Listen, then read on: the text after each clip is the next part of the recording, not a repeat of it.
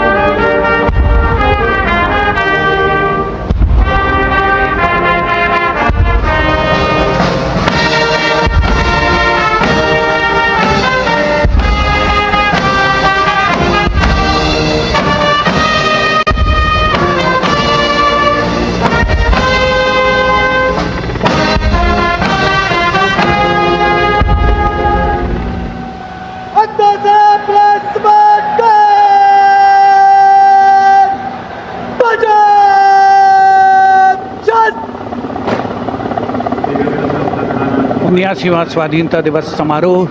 भारत का तिरंगा शान से लहरा रहा है और तिरंगे के लहराते ही आसमान की ओर निगाहें जाती हैं। इस वर्ष स्वाधीनता दिवस समारोह को अनोखा कलेवर प्रदान कर रहे हैं भारतीय वायुसेना के 2 Mi-17 हेलीकॉप्टर्स, एक राष्ट्रीय ध्वज लिए हुए आपके स्क्रीन पर फूलों की वर्षा करता हुआ, और दूसरा ऑपरेशन सिंदूर को दर्शाने वाला ध्वज लिए हुए।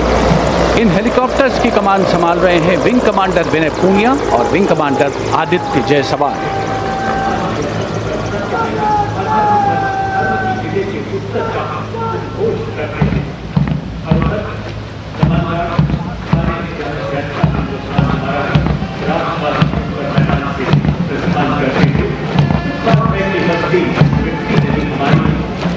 The National Flag Guard smartly marching away.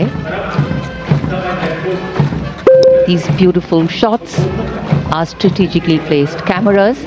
Some of the positions where our camera people are placed are in fact very difficult to reach also. But the aim of visual communication is to give you visual perfection. That's been the endeavor always of our telecasts.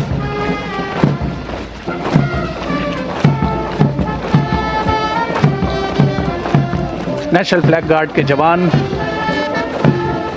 सुनहरी संगीतमय धुन पर अनुशासित ढंग से ज्ञानपथ के सामने से प्रस्थान कर रहे हैं और उत्कंठा से प्रतीक्षा माननीय प्रधानमंत्री महोदय के उद्बोधन की।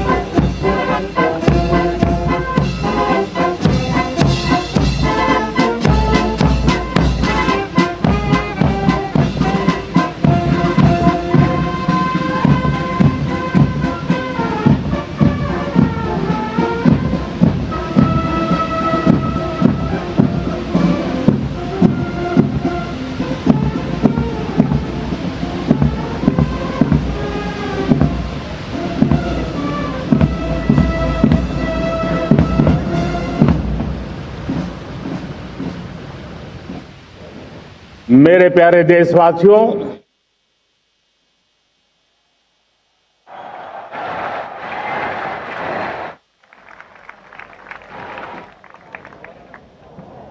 आजादी का ये महापर्व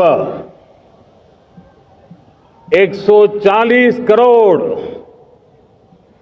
संकल्पों का पर्व है। आजादी का ये पर्व सामूहिक सिद्धियों का गौरव का पल है और हृदय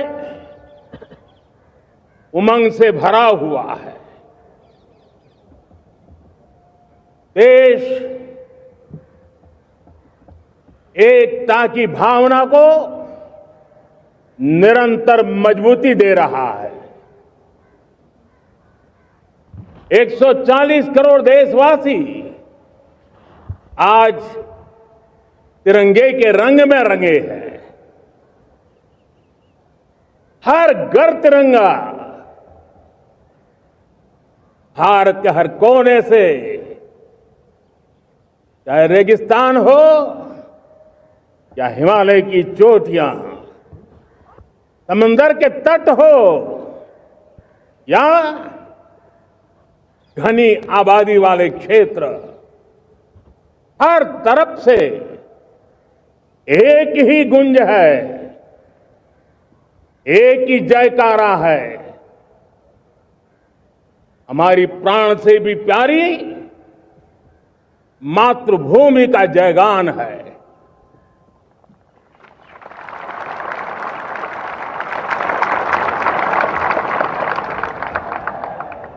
मेरे प्यारे देशवासियों,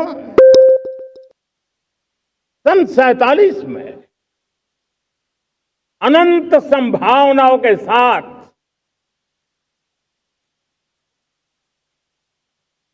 कोटि कोटि भुजाओं के सामर्थ्य के साथ हमारा देश आजाद हुआ। देश की आकांक्षाएं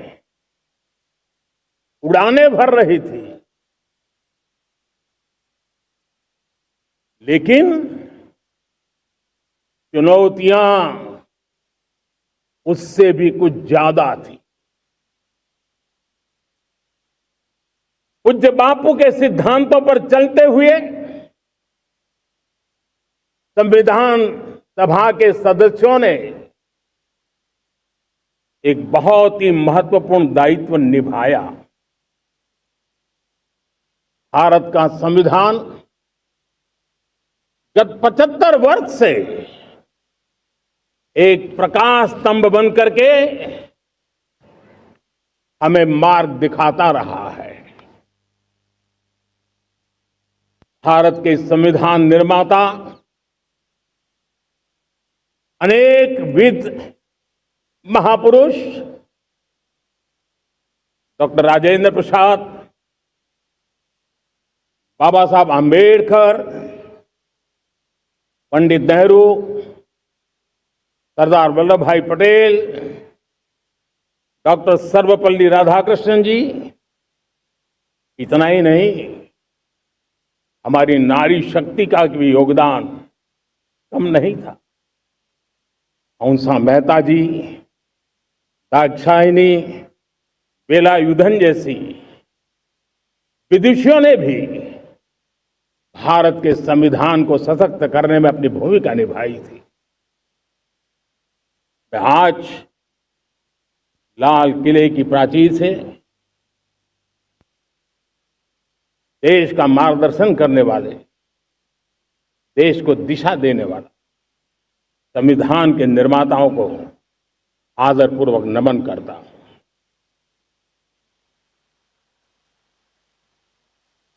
मेरे प्यारे देशवासियों,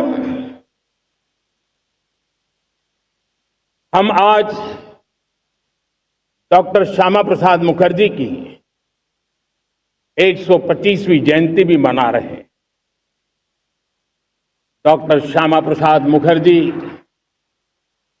भारत के संविधान के लिए बलिदान देने वाले देश के पहले महापुरुष थे। संविधान के लिए बलिदान, धारा 370 की दीवार गिराकर एक देश एक संविधान के मंत्र को जब हमने साकार किया तो हमने डॉक्टर श्यामा प्रसाद मुखर्जी को सच्ची श्रद्धांजलि दी। लाल किले पर आज कई विशेष महानुभाव उपस्थित हैं। दूर सुदूर गांव के पंचायतों के सदस्य हैं, ड्रोन दीदी के प्रतिनिधि हैं, लखपति दीदी की प्रतिनिधि हैं, खेल जगत से जुड़े लोग हैं, राष्ट्र जीवन में कुछ न कुछ देने वाले यहां महानुभाव उपस्थित हैं। एक प्रकार से यहां मेरी आंखों के सामने मैं लघु भारत के दर्शन कर रहा हूं और टेक्नोलॉजी के माध्यम से विशाल भारत के साथ भी आज लाल किला जुड़ा हुआ है। मैं आजादी के इस महापर्व पर देशवासियों का विश्व भर में फैलाए हुए भारत प्रेमियों का, हमारे मित्रों का हृदय से बहुत बहुत अभिनंदन करता हूं। साथियों, प्रकृति हम सब की परीक्षा ले रही है। पिछले कुछ दिनों में प्राकृतिक आपदाएं, भूस्खलन, बादलों का फटना, न जाने कितनी कितनी आपदाएं हम झेल रहे हैं। पीड़ितों के साथ हमारी संवेदना है। राज्य सरकारें और केंद्र सरकार मिलकर के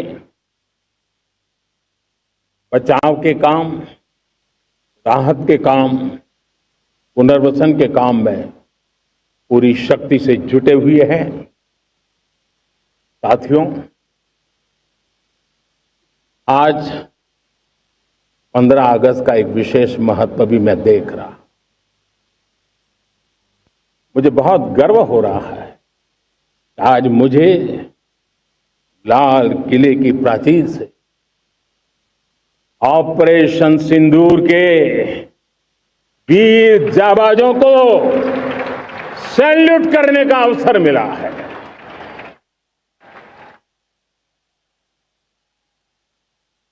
हमारे वीर जाबाज सैनिकों ने दुश्मनों को उनकी कल्पना से परे सजा दी है।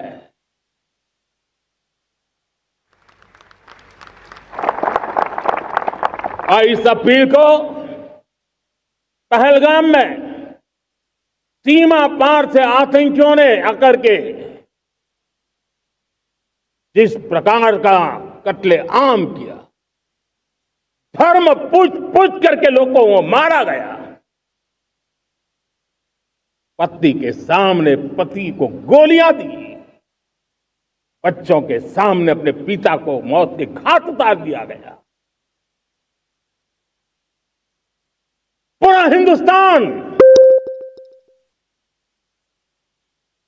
आक्रोश से भरा हुआ था। पूरा विश्व भी इस प्रकार से संहार से चौंक गया था। मेरे प्यारे देशवासियों, ऑपरेशन सिंदूर उसी आक्रोश की अभिव्यक्ति है।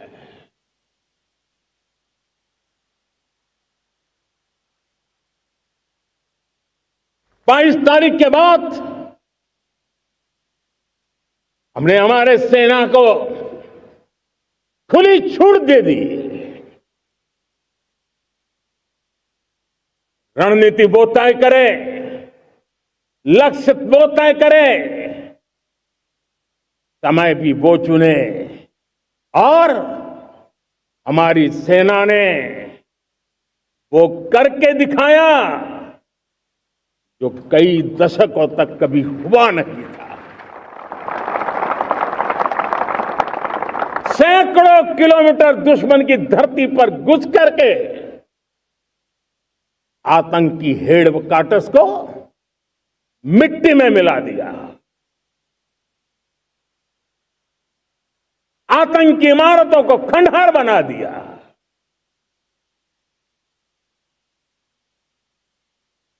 पाकिस्तान की नींद अभी भी उड़ी हुई है।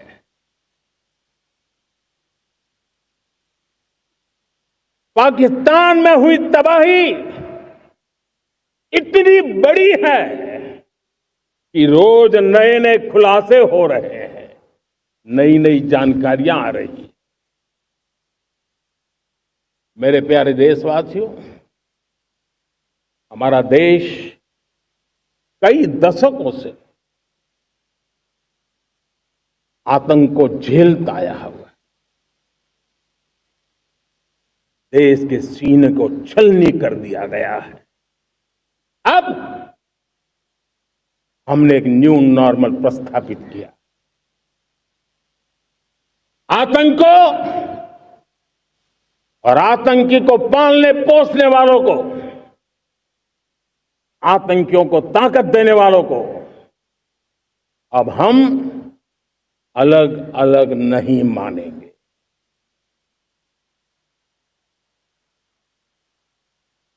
वो मानवता के समान दुश्मन है, उनके बीच कोई फर्क नहीं है। अब भारत ने तय कर लिया है कि न्यूक्लियर की धमकियों को अब हम सहने वाले नहीं हैं। न्यूक्लियर ब्लैकमेल लंबे अरसे से चलाया, अब वो ब्लैकमेल नहीं सहा जाएगा।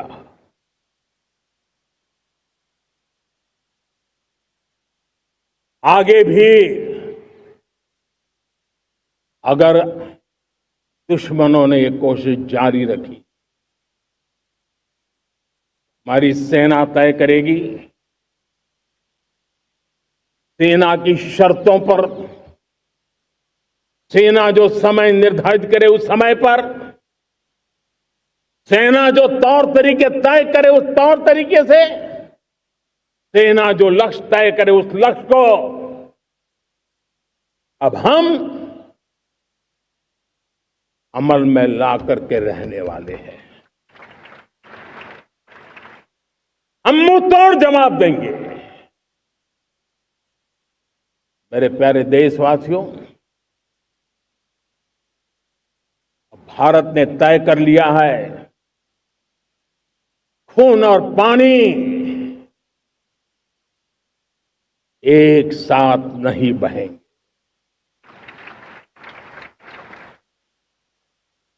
अब देशवासियों को भली भांति पता चला है कि सिंधु का समझौता कितना अन्यायपूर्ण है, कितना एक तरफा है। भारत से निकलती नदियों का पानी दुश्मनों के खेत को सींच रहा है और मेरे देश के किसान, मेरे देश की धरती पानी के बिना प्यासी है।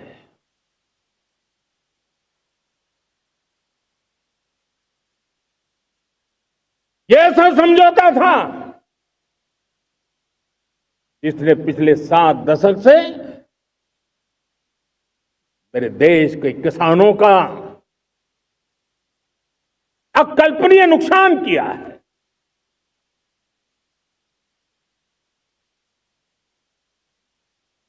अब हिंदुस्तान के हक का जो पानी है उस पर अधिकार सिर्फ और सिर्फ हिंदुस्तान का है, हिंदुस्तान के किसानों का है। भारत कतई सिंधु समझौते को, उस स्वरूप को दशकों तक सहा है, उस स्वरूप को आगे नहीं सहा जाएगा। किसान हित में, राष्ट्र हित में ये समझौता हमें मंजूर नहीं है। मेरे प्यारे देशवासियों, आजादी के लिए असंख्य लोगों ने बलिदान दी, अपनी जवानी खपा दी, जेलों में जिंदगी गुजारी है, फांसी के तख्त पर लटके हैं, कुछ लेने पाने बनने के लिए नहीं, मां भारती के स्वाभिमान के लिए, कोटि कोटि जनों की आजादी के लिए, गुलामी की जंजीरों को तोड़ने के लिए। और मन में एक ही भाव था, स्वाभिमान। साथियों, गुलामी ने हमें निर्धन बना दिया। गुलामी ने हमें निर्भर भी बना दिया। औरों पर हमारी निर्भरता बढ़ती गई। हम सब जानते हैं, आजादी के बाद कोटि कोटि जनों के पेट भरना बड़ी चुनौती थी। लेकिन यही मेरे देश के किसान हैं जिन्होंने खून पसीना एक करके देश के अन्न के भंडार भर दिए।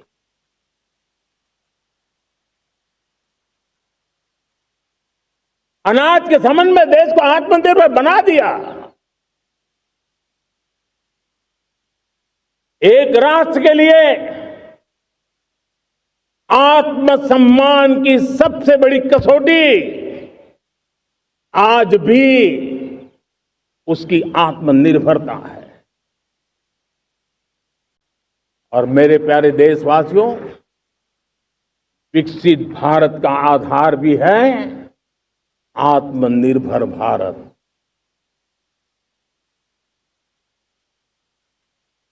जो दूसरों पर ज्यादा निर्भर रहता है उसकी आजादी पर उतना ही बड़ा प्रश्न चिन्ह लग जाता है।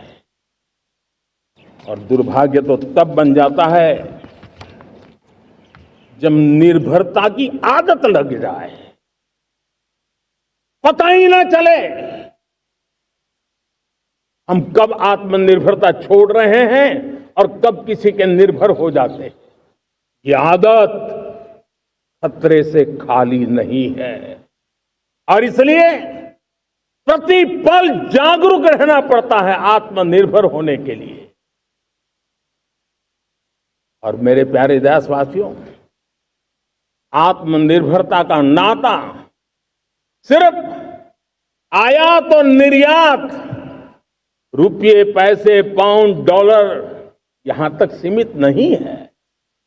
इतना सीमित अर्थ उसका नहीं है। आत्मनिर्भरता का नाता हमारे सामर्थ्य से जुड़ा हुआ है।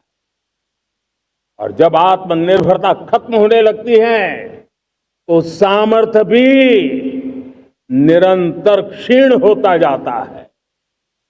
और इसलिए हमारे सामर्थ्य को बचाए रखने, बनाए रखने और बढ़ाए रखने के लिए आत्मनिर्भर होना बहुत अनिवार्य है। साथियों, हमने ऑपरेशन सिंदूर में देखा है मेड इन इंडिया की कमाल क्या थी। दुश्मन को पता तक न चला ये कौन से शस्त्रास्त्र है, ये कौन सा सामर्थ्य है जो पलक भर में उनको नष्ट कर रहा है। सोचिए, अगर हम आत्मनिर्भर होते न होते तो क्या ऑपरेशन सिंदूर इतनी त्वरित गति से हम कर पाते? पता नहीं कौन सप्लाई देगा, नहीं देगा, साजो सामान मिलेगा, नहीं मिलेगा, इसी की चिंता बनी रहती। लेकिन हमें मेड इन इंडिया की शक्ति हमारे हाथ में थी, सेना के हाथ में थी। इसलिए बिना चिंता, बिना रुकावट, बिना हिचकिचाहट हमारी सेना अपना पराक्रम करती रही। और ये पिछले 10 साल से लगातार डिफेंस के क्षेत्र में आत्मनिर्भरता पर हम एक मिशन लेकर के चले हैं, उसके नतीजे आज नजर आ रहे हैं। साथियों, मैं एक और विषय पर आपका ध्यान आकर्षित करना चाहता हूं। ये बात से कोई इनकार नहीं कर सकता कि 21वीं सदी टेक्नोलॉजी ड्रिवन सेंचुरी है। और जब टेक्नोलॉजी ड्रिवन है और इतिहास की तरफ नजर करें तो पता है, इतिहास गवाह है, जिन जिन देशों ने टेक्नोलॉजी में महारत हासिल की, वो देश विकास की ऊंचाइयों को पार कर गए, शिखर पर पहुंच गए। आर्थिक शक्ति नए पैमाने पर पहुंचती गई। हम जब टेक्नोलॉजी के अलग अलग आयामों की बात करते हैं तो मैं आपका ध्यान आकर्षित करता हूं सेमीकंडक्टर्स पे। उदाहरण के तौर पे बताता हूं, मैं यहां लाल किले से किसी सरकार की आलोचना करने के लिए खड़ा नहीं हुआ और नहीं मैं करना चाहता, लेकिन देश की युवा पीढ़ी को जानकारी होना भी उतना जरूरी है। हमारे देश में 50-60 साल पहले सेमीकंडक्टर को लेकर के फाइलें शुरू हुई। 50-60 साल पहले फैक्ट्री का विचार चालू हुआ। आप मेरे नौजवानों जानकर के हैरान हो जाएंगे, आज सेमीकंडक्टर जो पूरी दुनिया की एक ताकत बन गया है, 50-60 साल पहले वो विचार, वो फाइलें अटक गई, लटक गई, अटक गई। सेमीकंडक्टर के विचार की ही भ्रूण हत्या हो गई। 50-60 साल गवा दी। हमारे बाद कई देश सेमीकंडक्टर में आज महारत हासिल करके दुनिया में अपनी ताकत को प्रस्थापित कर रहे हैं। साथियों, आज हमने उस बोझ से मुक्त होकर के मिशन मोड में सेमीकंडक्टर के काम को आगे बढ़ा है। 6 अलग अलग सेमीकंडक्टर के यूनिट्स जमीन पर उतर रहे हैं। 4 नए यूनिट्स को हमने ऑलरेडी हरी झंडी दिखा दी है, ग्रीन सिग्नल दे दिया है। और देशवासियों और मेरे खास करके नौजवानों और विश्व भर में भारत की टेक्नोलॉजी की ताकत को समझने वाले लोगों को भी कहना चाहूंगा, इसी वर्ष के अंत तक मेड इन इंडिया, भारत की बनी हुई, भारत में बनी हुई, भारत के लोगों द्वारा बनी हुई मेड इन इंडिया चिप्स बाजार में आ जाएगी।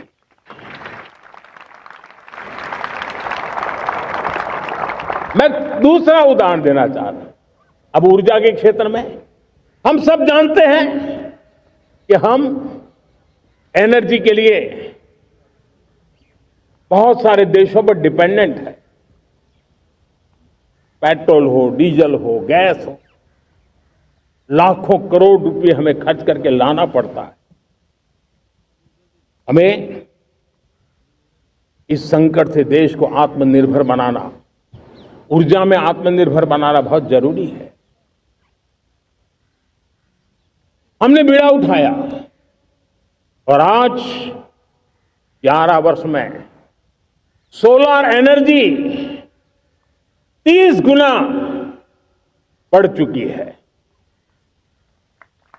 हम नए नए डैम बना रहे हैं ताकि हाइड्रो का विस्तार हो और हमें क्लीन एनर्जी की उपलब्ध हो। भारत मिशन ग्रीन हाइड्रोजन लेकर के आज हजारों करोड़ रुपए इन्वेस्ट कर रहा है। भविष्य की ऊर्जा को ध्यान में रख करके, ऊर्जा के क्षेत्रों को ध्यान में रख करके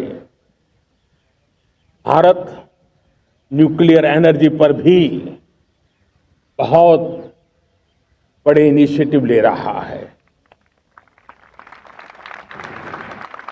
न्यूक्लियर एनर्जी में 10 नए न्यूक्लियर रिएक्टर तेजी से काम कर रहे हैं।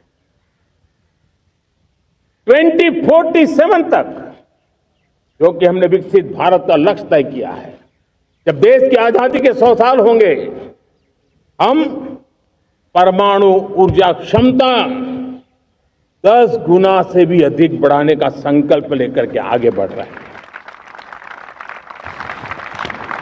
मेरे प्यारे देशवासियों, रिफॉर्म एक निरंतर प्रक्रिया है। समयानुकूल परिस्थिति के अनुसार रिफॉर्म करते जाना होता है। हम न्यूक्लियर एनर्जी के क्षेत्र में बहुत बड़े रिफॉर्म लेकर के आए। अब हमने प्राइवेट सेक्टर के लिए भी परमाणु ऊर्जा को उसके द्वार खोल दिए हैं। हम शक्ति को जोड़ना चाहते हैं। मेरे प्यारे देशवासियों, दुनिया जब आज ग्लोबल वार्मिंग को लिए चिंता करती है, तब मैं विश्व को भी बताना चाहता हूं कि भारत ने तय किया था कि हम 2030 तक क्लीन एनर्जी भारत में 50% पहुंचा देंगे। ये लक्ष्य हमारा 2030 तक था। मेरे देशवासियों का सामर्थ्य देखिए, मेरे देशवासियों की संकल्प शक्ति देखिए, मेरे देशवासियों को विकसित भारत बनाने का संकल्प को पूर्ण करने के लिए उनकी दौड़ देखिए। हमने जो लक्ष्य 2030 में तय किया था, वो 50% क्लीन एनर्जी का लक्ष्य 2025 में हमने कर लिया। 5 साल पहले हमने अचीव कर लिया, क्योंकि विश्व के प्रति भी हम उतने ही संवेदनशील हैं, प्रकृति के प्रति भी उतने ही हम जिम्मेवार लोग हैं। मेरे प्यारे देशवासियों, बजट का बहुत बड़ा हिस्सा ये पेट्रोल, डीजल, गैस, इन सबको लाने के लिए खर्च होता था। लाखों करोड़ रुपए चले जाते थे। अगर हम ऊर्जा में डिपेंडेंट न होते तो वो धन मेरे देश के नौजवानों के भविष्य के लिए काम आता। वो धन मेरे देश के गरीबों को गरीबी के खिलाफ लड़ाई लड़ने में काम आता। वो धन मेरे देश के किसानों के कल्याण में काम आता। वो धन मेरे देश के गांव की परिस्थिति को पलटने के लिए काम आता। लेकिन हमें विदेशों को देना पड़ रहा।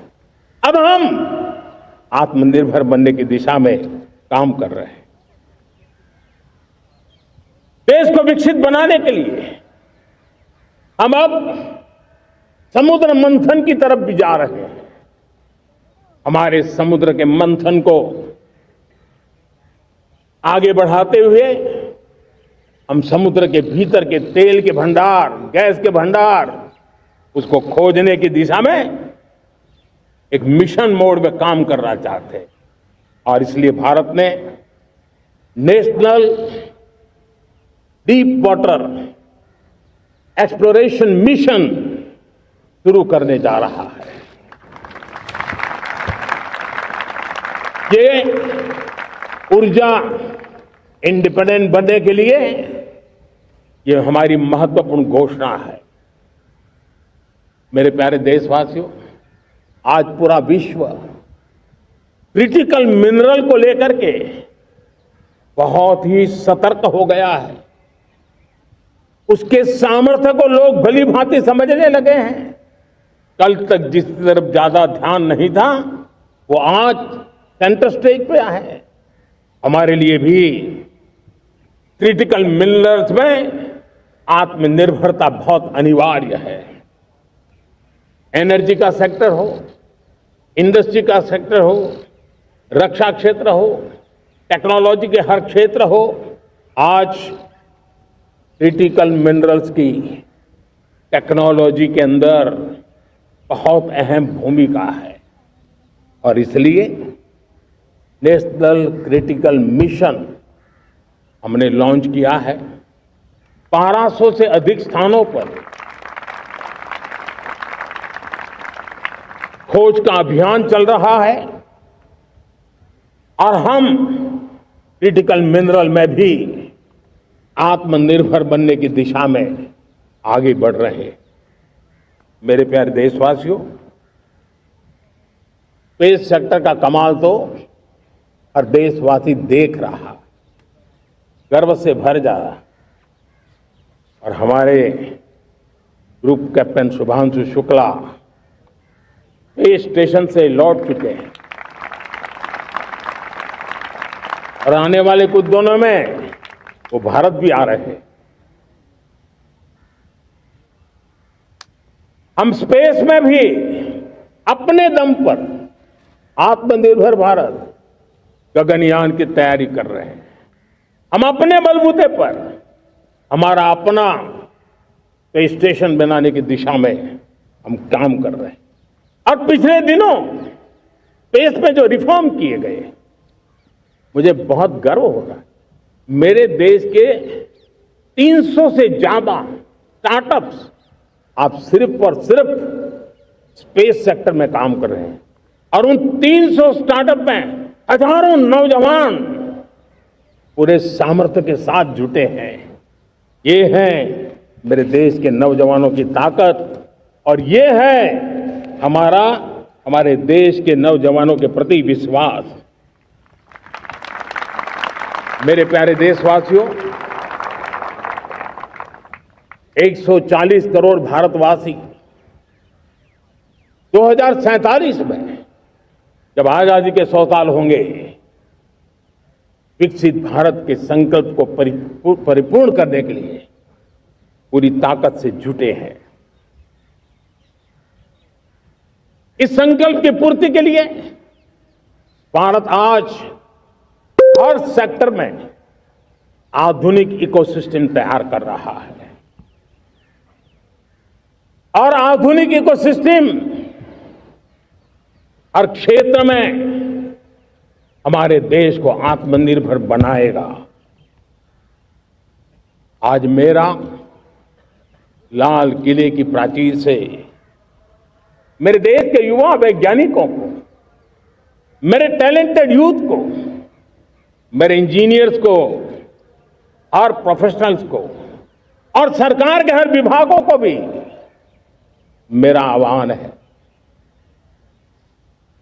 क्या हमारा अपना made in India fighter jets के लिए जेट इंजन हमारा होना चाहिए कि नहीं होना चाहिए?